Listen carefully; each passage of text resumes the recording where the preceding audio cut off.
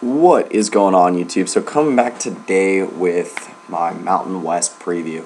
So this is the 8th one. Got 2 divisions to go through here. Got the Mountain and then the West division. Split up into 6 teams each, and then I'll be previewing each of the 6 teams. This is a conference that was semi-successful last year, at least for being a Group of 5 conference, sending, I believe, I want to say 8 teams to bowl games, maybe 9. So again, produced a lot of bowl teams. Was, in my mind, the second best, maybe third best Group of 5 team. So, you know, a respectable conference still. Has some contenders in it for top 25 spots.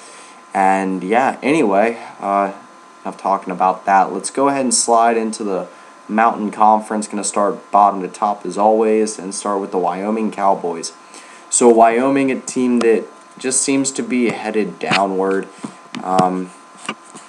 It's a team that I'd like to see do good personally. I feel like if you're a student there, you don't have, I guess you don't have a whole lot to do, so football will be something nice to have.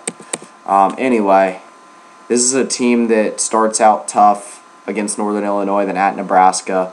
2 winnable games after that against UC Davis and Eastern Michigan. But this is also a team that could very easily only win 3 games this year. Anyway, sorry, I'm going on way too long about that. But move on to Colorado State. I got them at number 4, or no, excuse me, number 5. This team bringing in a new quarterback, loses Rashard Higgins, which will hurt. A semi-difficult schedule, catches most of the lower teams at home, so that's good for them. And I'll talk more about them breaking in a new quarterback later. But move on to my next, number 4, and I got the New Mexico Lobos. A team that actually came very close to winning their bowl game last year, which actually was at their home stadium.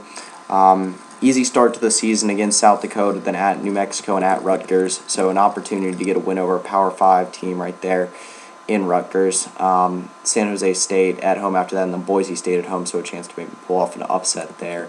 And they land ULM also out of conference, so an easy schedule that should be able to be friendly to them. And number 3, I got the Utah State Aggies. So a team that just seems to have disappointed every single year while Chucky Keaton was at quarterback for them, and that era is over. They do lose Kyler Fackrell along the defense, which was their heart and soul on defense. But a team that still has a ton of talent, considering they're a Group of 5 team, and might be able to penetrate that top 2 between Air Force and Boise State. So, getting to my number 2, and I have the Air Force Falcons.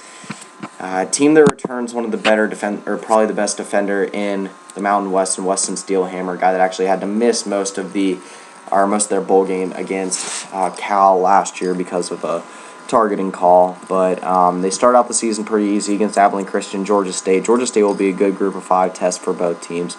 And then they go to Utah State and then at Wyoming. So a couple key games early for them. But anyway, move on to my number 1 and team that I think is the favorite in this division, and that is the Boise State Broncos. Actually did not end up winning the Mountain West last year. Gave way to Air Force in that regard, to at least winning the division.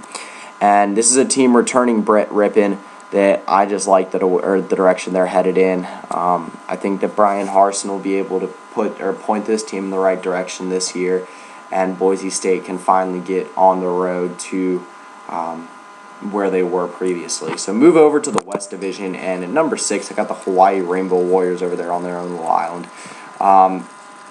They start out the year extremely tough. They have to play Cal, and then at Michigan, and then at Arizona after that.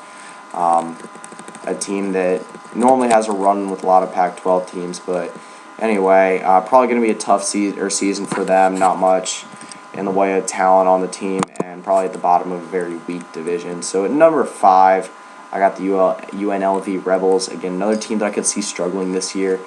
They have 2 somewhat tough games on the road to begin the season. One really tough one at UCLA at the Rose Bowl, and then at Central Michigan after that.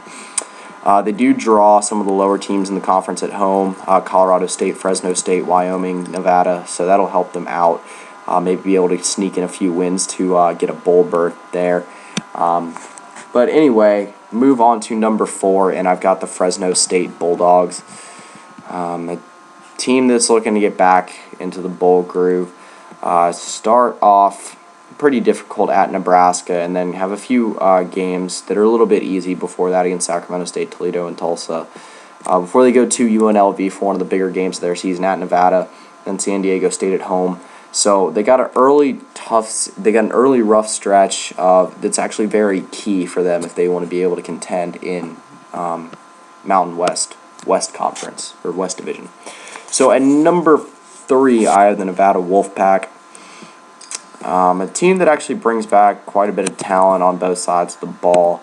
A team that was a bowl team in 2015. They draw pretty average schedule to start. At Notre Dame is going to be a tough one, but Cal Poly and Buffalo are manageable. Could be a bowl team this year. They should be expected to. But anyway, move on to number 2, and I've got the San Jose State Spartans. A team that was one. Actually, were they a bowl team last year? Can't remember if I don't think they were. I'd have to look back at that. But anyway, this is a team that has a pretty friendly, or actually not extremely friendly, a team that has a manageable schedule out of conference, but look out for them as somewhat of a sleeper this year. They're not my official sleeper, but I did want to mention them in that regard. So move on to my number 1, and I got the San Diego State's Aztecs, a team that is up there with Boise State as the far and away favorites to win this conference this year. San Diego State, a team that, had a very good season. I believe they did win the Mountain West last year, and a team that's got a pretty friendly schedule again this year. They don't have to play Boise, or they don't have to go over and play Boise State, so that they would have to wait until the championship to meet between those two teams. But talk about the Mountain West Championship game.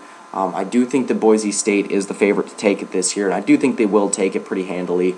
I think they'll be a little bit more consistent this year after a 4-loss season in 2015. I think they're a little bit pissed off the way that ended. But anyway, move on to my awards, dark horse disappointment. So my offensive player of the year is a guy that I actually didn't mention for him, but San Diego State's running back Donnel Pumphrey, coming back for a senior year, one of the better running backs in college football, and should lead that San Diego State spearhead to see if they can maybe get to double-digit wins this year. So my defensive player of the year is Weston Steelhammer. I mentioned him earlier with Air Force, probably the best defensive player in this league. Not much more to say about that. My newcomer is Colorado State's freshman quarterback, Collin Hill. So again, a new direction to go for Colorado State. I think this could be one of the sleeper teams this year. I really don't know how it's going to turn out for them, but I would look out for this name if you're a fan in that area. You're a fan of one of these teams around the Mountain West, or just looking for some rather unheard of freshmen in college football. So my coach of the year is going to be Brian Harsin for Boise State. Like I said, I think they right the ship this year and finally get back to the old Boise State winning ways. And then my dark horse is the Colorado State Rams. Again, I mentioned them earlier. I think that even though I had them ranked 5th in the Mountain Division, I think this is a team that can make some moves this year, maybe get into a decent bowl game, even with all the turnover from last year. And then my disappointment is going to be the Nevada Wolfpack. I just think the West Division is not, outside of San Diego State, isn't very good. The teams overall, I think, are going to struggle out of conference. And like I said, maybe outside of San Jose State and San Diego State, I don't know if any other team's going to make a bowl game this year. That's something that would be, I wouldn't say a lot to ask, but the Mountain Division is definitely a lot stronger than the West Division is. Only one team did not make a bowl game in the West Division in the Mountain Division in 2015, and I believe 4 from the West Division did not make one. Could see similar numbers this year, but that pretty much does it for this video. I will be coming back tomorrow to wrap up my entire conference previews. Last group of 5 conferences, the Conference USA and then the MAC. So about done with that, and then moving my team previews after that. But that's pretty much it. So yeah.